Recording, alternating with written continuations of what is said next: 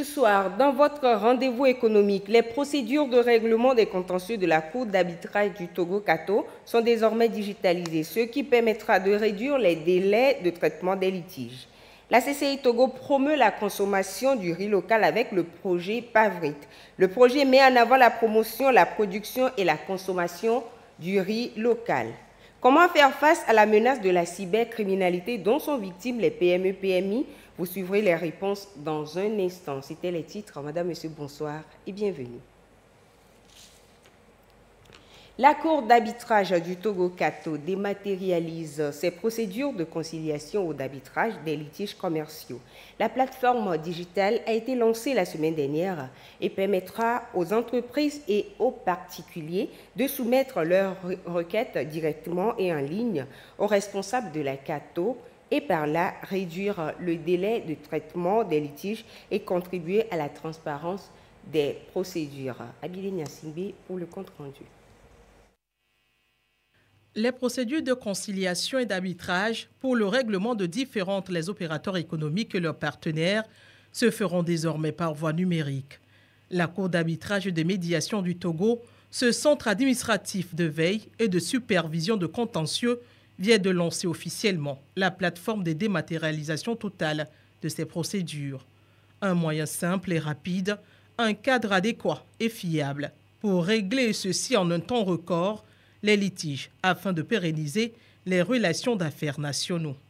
La plateforme opérationnelle depuis août, la Cour d'arbitrage et de médiation du Togo compte asseoir une stratégie de communication pointue pour une totale adhésion de la cible. Après le lancement, il y a un programme de mise en place d'un processus qui nous permet de visiter les différents corps de métier et pour pouvoir, avec le cabinet qui nous aide dans le processus de dématérialisation, de projeter le processus et de pouvoir les informer afin qu'au moment où ils viennent pour déposer les requêtes, que cette fois-ci, ce ne sera plus un dépôt physique. Et donc, tous ceux qui sont intéressés doivent actuellement venir vers la Kato pour avoir les renseignements et rentrer dans le système. Discrétion et confidentialité, rapidité et célérité, gain de temps. La plateforme de dématérialisation des procédures de règlement des contentieux, une procédure crédible qui vient améliorer le climat des affaires au Togo. La Banque africaine de développement BAD soutient le Togo dans son projet de transformation agroalimentaire PTA Togo, mis en œuvre dans le cadre du plan stratégique de développement des agropoles du Togo. Carmen Madi Akapo pour les précisions. Favoriser une croissance agricole inclusive, créatrice d'emplois et réduisant les importations alimentaires. C'est l'objectif que poursuit la Banque africaine de développement BAD en accompagnant le projet de transformation agricole du Togo. La BAD soutient la deuxième phase du projet avec une enveloppe de plus de 16 milliards de francs CFA. Il était prévu la construction d'un agroparc. Donc cet accord, il vient en complément du premier accord, du projet PTA1 que nous avons aujourd'hui dans la région de la Kara, à travers lequel on a travaillé sur la production agricole pour l'intensification, l'augmentation de la production agricole. Maintenant, nous revenons avec ce deuxième projet, cette deuxième phase, qui sera dédiée uniquement à la construction de l'agroparc.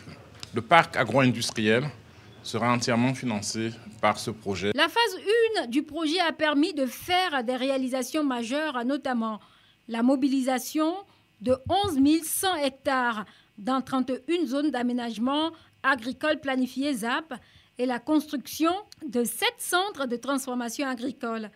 Ces infrastructures ont eu un impact significatif sur la productivité et ont permis de réduire les pertes post-récolte, augmentant ainsi les revenus des agriculteurs. Il y a eu de très belles avancées. On est passé des ZAP de 50 hectares à 500 hectares. Il y a plusieurs ZAP qui sont passés en moyenne entre 500 et 1000 hectares aujourd'hui. Donc, nous sommes confiants qu'avec cette intensification de la production, nous pouvons aujourd'hui accompagner le gouvernement à faire des investissements importants pour la transformation agricole. Les engagements depuis que le premier prêt a été octroyé au Togo, s'élève environ à 340 millions d'unités de compte, 317 milliards de CFA. Nous essayons d'être sélectifs dans nos interventions. Nous sommes dans les infrastructures routières, nous sommes dans l'accompagnement des jeunes, la problématique des jeunes, et nous sommes dans le secteur agricole. Et nous avons choisi de mettre l'accent sur des infrastructures durables et les ressources humaines. Essayer de mettre en place un écosystème qui permettra d'accompagner les jeunes et les femmes pour leur permettre de trouver des débouchés et d'essayer d'améliorer le quotidien des populations. Le projet de transformation agricole du Togo bénéficiera directement à environ 303 000 personnes dans les préfectures de Bassar, Djouffelgou, Kéran et Dangpen, dont 51% de femmes, et indirectement à la population de la région de la Kara estimée à 7 669 940 personnes. Nous sommes dans le mois du consommé local et pour la valorisation de nos produits locaux, la Chambre de commerce et d'industrie du Togo, la CCI Togo, a dévoilé le projet d'appui à la valorisation du riz togolais intitulé PAVRIT. Il sera question de promouvoir la production et la consommation du riz local tout en soutenant les agriculteurs. La CCI Togo veut, à travers le PAVRIT, dynamiser la filière rizicole, renforcer l'économie locale et favoriser l'autosuffisance en matière de riz. Les détails avec Gisèle Kozona. Le secteur privé togolais, à travers la Chambre de commerce et d'industrie du Togo, CCI Togo, s'est fermement engagé à contribuer à la croissance de la filière riz au Togo. Cet engagement s'est concrétisé par le lancement ici à Kpalimé du projet d'appui à la valorisation du riz togolais. Une initiative ambitieuse visant à promouvoir la consommation du riz local et à renforcer sa visibilité sur le marché national. Ce projet, qui bénéficie du soutien des acteurs privés et publics, a pour objectif de favoriser l'autosuffisance alimentaire au Togo. Le PAVRIT ne se limite pas à un simple soutien à la consommation locale.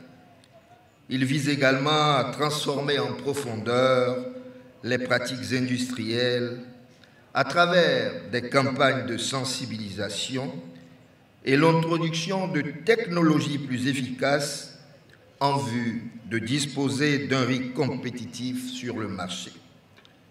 Ce projet illustre parfaitement notre vision d'un développement durable du secteur agricole togolais avec pour finalité de faire du riz local un produit de qualité prisé sur le marché national et compétitif à l'échelle régionale. Cette initiative mobilisera activement tous les acteurs de la chaîne de valeur de la filière riz, producteurs, transformateurs et distributeurs. Ensemble, ils partageront leurs expertises et renforceront la notoriété du riz local. En collaborant, nous espérons créer un véritable engouement autour de ce produit tout en renforçant la visibilité du mois du consommé local.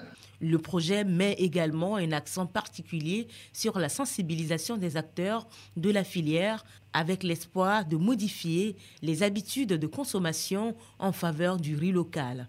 Les autorités de la CCI estiment que cela contribuera à renforcer l'économie locale tout en créant des opportunités d'emploi à tous les niveaux. Pour concrétiser ces efforts, un protocole d'accord entre la CCI et le Conseil interprofessionnel de la filière riz sera signé dans les semaines à venir. Ce partenariat permettra de mettre en place des mesures réglementaires visant à réduire progressivement les importations de riz. Je tiens une fois à réitérer mes sincères remerciements à son Excellence, Monsieur le Président de la République, ainsi qu'au gouvernement togolais pour leur vision et leur engagement en faveur de l'émergence d'une économie togolaise plus inclusive et résiliente. Le PAVRIT met en lumière l'importance des collaborations entre acteurs privés et publics pour bâtir une agriculture résiliente et durable. Il sera officialisé par la signature d'un protocole d'accord entre la CCI Togo et le Conseil interprofessionnel de la filière riz. Parlons toujours transformation et cette fois, ce sont les filières café et cacao qui sont en pleine expansion au Togo. Les acteurs et les transformateurs locaux du secteur unissent leurs efforts pour booster davantage ces filières. En quoi faisant? Les détails dans ce sujet de Stéphane Lossou et Carmen Madi Akakou. Dans le secteur du cacao togolais, un acteur clé se démarque. Choco Togo, elle est dans la transformation du cacao en chocolat, un produit 100% made in Togo. L'entreprise est structurée comme une coopérative et produit du chocolat à partir de fèves de cacao cultivées dans le pays. Le Togo était le seul pays à avoir 3 prix d'excellence à l'édition dernière de Cacao de l'excellence. Nous avons reçu la médaille d'or, médaille de bronze, médaille d'argent et cela nous voulons le célébrer. Donc pour nous, c'est de mettre en valeur ce qui est cultivé chez nous, qui est le cacao de chez nous. Donc tous les produits que nous utilisons, que ce soit la matière première, le cacao, les sucres et tout ce que nous utilisons vient du terroir. Aujourd'hui, l'on retrouve au Togo plusieurs autres acteurs qui sont dans la transformation du café moulu. On peut donc trouver sur le marché plusieurs marques de café que les baristas de la société dénommée Kawa Togo préparent si bien. Nous faisons la promotion du café local, le Robusta togolais. Et nous avons des points de vente, des points de transformation du café moulu en boissons chaudes et froides. Beaucoup de Togolais ne connaissent pas encore le café togolais et ses vertus.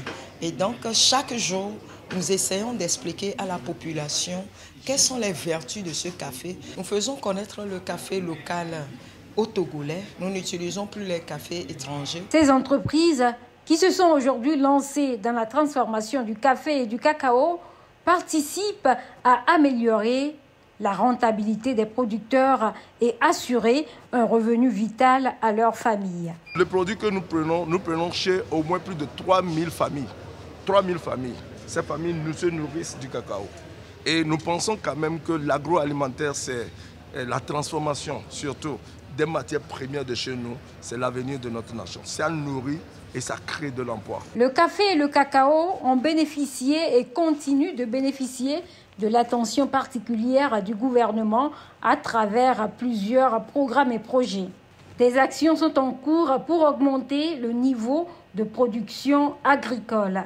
Ces dernières années, le comité de coordination pour les filières café et cacao a mené plusieurs actions qui ont permis d'atteindre entre 2022 et 2023 des exportations de 3500 tonnes pour le café et 9000 tonnes pour le cacao, soit une hausse de 9% et 63% respectivement.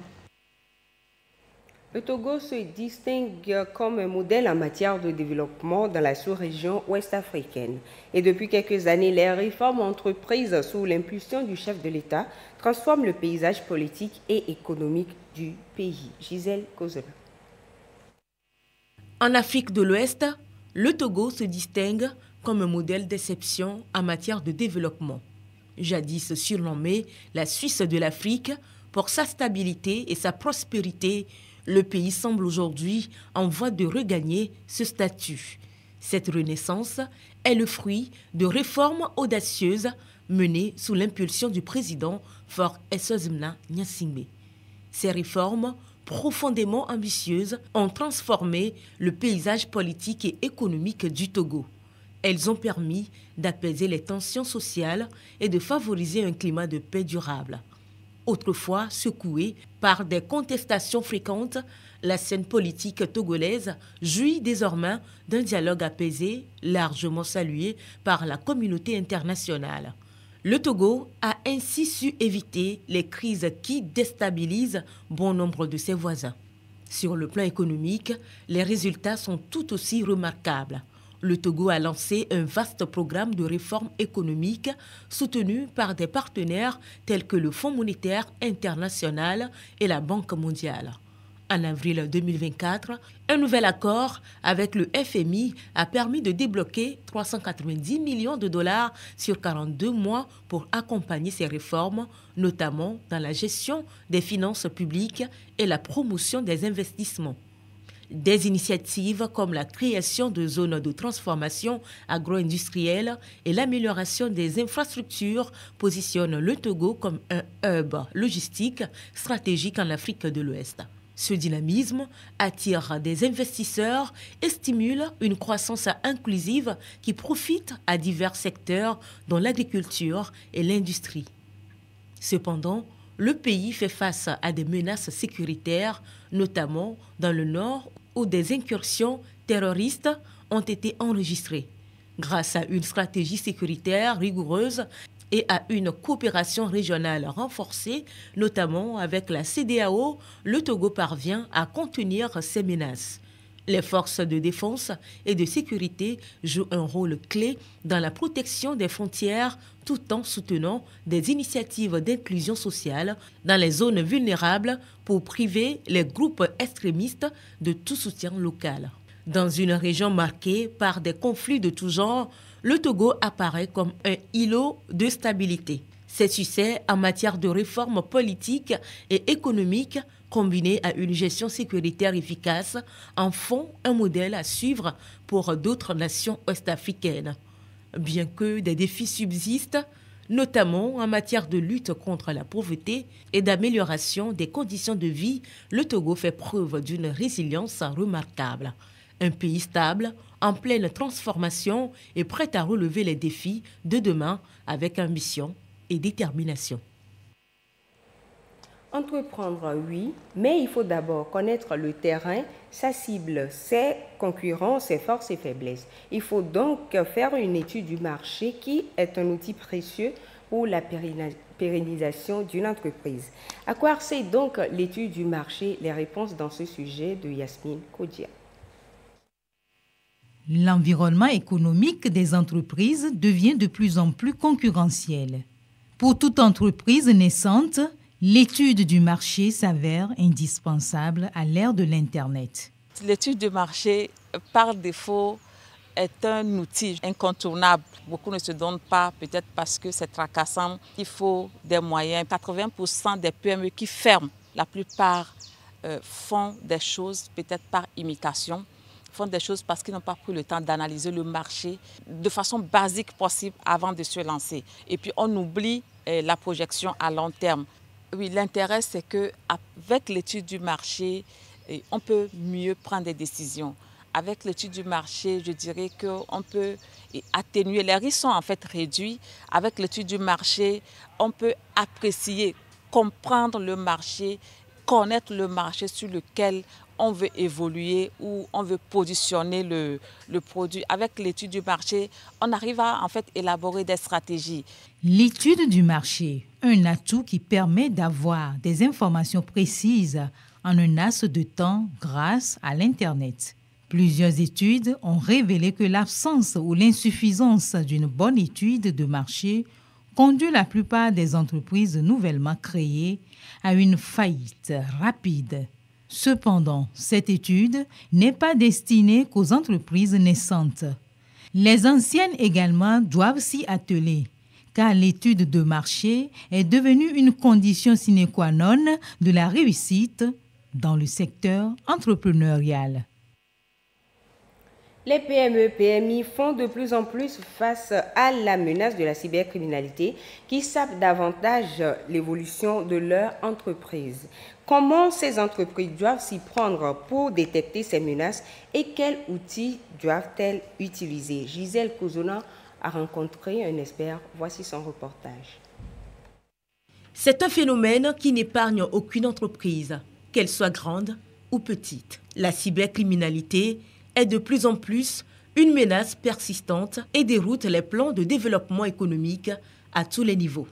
Face à la menace qui intervient de diverses façons, les PME, PMI doivent s'armer, disposer de stratégies innovantes pour faire face au fléau. Les cyberattaques peuvent voler les données. Les cyberattaques également peuvent procéder à des faux virements, des ordres de faux virements. Ils peuvent envoyer un mail au nom de l'entreprise à des banques qui vont faire des faux virements. Non seulement il y a la crédibilité, il y a l'image également de l'entreprise qui peut être détériorée si elle subit une cyberattaque. La cybersécurité est une affaire de tous. Ce n'est pas parce que vous êtes une moyenne entreprise ou que vous êtes une petite entreprise que vous n'êtes pas exposé à des risques.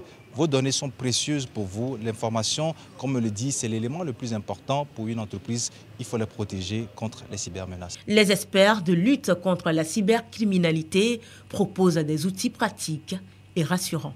Dans un réseau informatique, il nous faut forcément ce qu'on appelle un pare-feu, qui est un équipement donc, qui permet de filtrer les entrées et sorties du réseau. En dehors de ça, pour les périphériques, pour les ordinateurs, pour les portables, nous avons ce qu'on appelle communément les antivirus, que vous connaissez très bien, qui sont des éléments qui permettent non seulement de détecter, mais qui permettent également aussi de corriger les failles de sécurité. Touchant aussi bien les organismes étatiques que les individus, la cybercriminalité se manifeste par des fraudes en ligne, la diffusion de contenus illicites ou encore des cyberattaques. Et c'est tout pour ce soir. Merci de nous avoir suivis. Bonsoir chez vous.